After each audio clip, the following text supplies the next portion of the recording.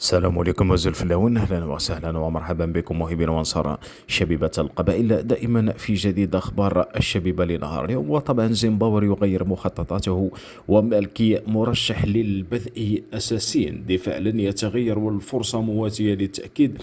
مالكي سيكون الى جانب محيوس كرأسي حربة، مسعودي على الأطراف وخلف الثنائي السالف يعني بوجمع صار وبادا في الوسط.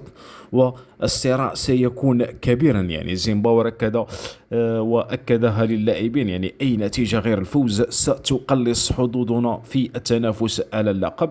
حقيقة الميدان يعني مغايرة، والأفضل من ستكون له الكلمة الأخيرة. يعني حديث عن رغبة حديد في تغيير الأجواء، التقى أحد المسيرين وأكد وجود عروض الإدارة.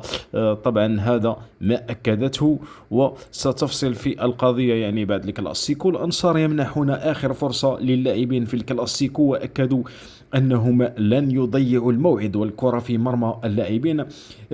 تخييبهم سيكون مرفوض ولا بد من تحمل المسؤولية.